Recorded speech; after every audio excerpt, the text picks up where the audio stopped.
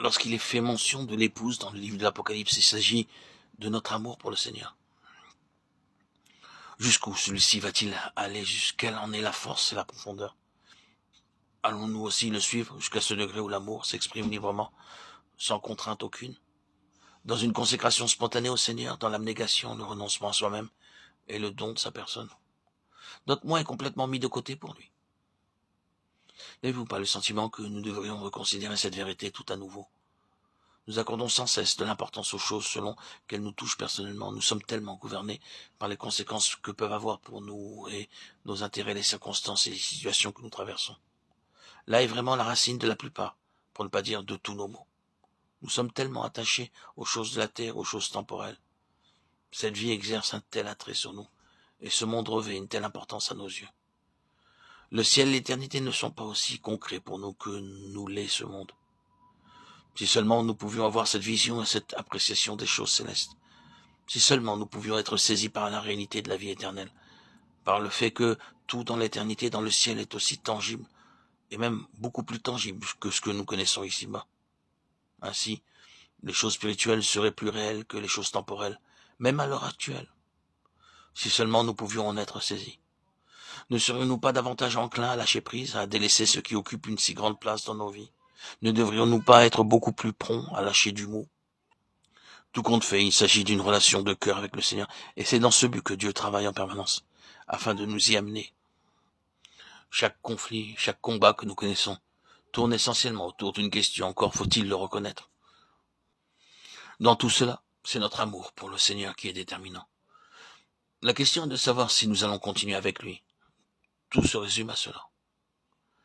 Nous avons déjà dit que ce point n'est pas nouveau dans le livre de l'Apocalypse. D'autres passages de l'Écriture nous le rappellent, surtout les épîtres de Paul. À la fin, l'important est d'entrer pleinement dans ces conseils, ces desseins éternels de Dieu, qui nous sont révélés dans les lettres de Paul.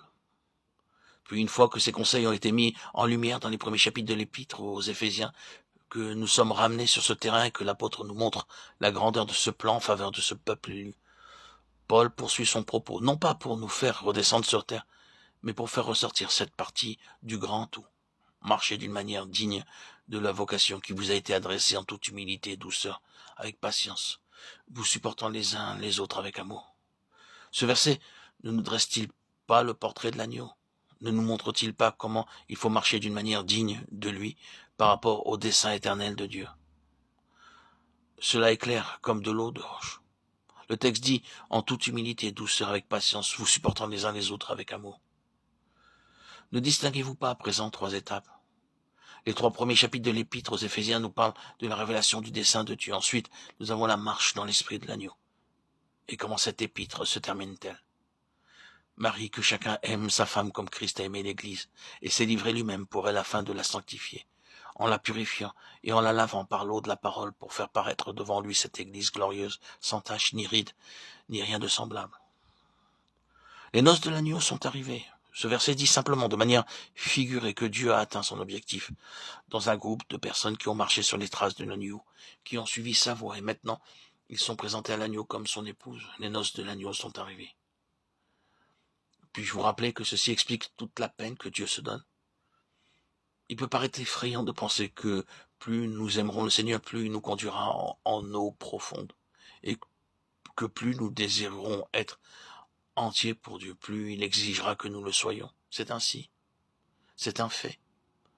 Dieu se donne un mal infini pour façonner ceux dont le cœur est vraiment décidé à le suivre. Il ne leur épargne rien. Il travaille en profondeur et sans relâche. Dieu saisit l'occasion quand nous prétendons que nous voulons être tout à lui. Nous n'allons pas nous imaginer que Dieu regarde à notre degré de consécration pour nous délivrer de nos souffrances. C'est plutôt le contraire. Il en a toujours été ainsi. Les personnes les plus consacrées sont celles qui ont le plus souffert. Mais Dieu se donne beaucoup de mal avec nous, ce qui ne devrait pas nous décourager. Cela devrait aussi nous éclairer sur bien des points. Si le Seigneur nous prend vraiment en main, c'est qu'il va faire un travail en profondeur, une œuvre parfaite. Et nous allons expérimenter de façon tout à fait extraordinaire le chemin de la croix et le chemin de l'agneau. Cela s'appliquera à tous les domaines de notre vie et aura pour aboutissement la proximité par rapport au trône de Dieu. Cette question est celle qui procure le plus de satisfaction, Seigneur, et celle qui sert le plus ses intérêts, car il en ressortira comme nous allons le voir dans les prochains audios, une merveilleuse vocation, qui aura des répercussions dans toutes les régions célestes, et ce, au siècle des siècles.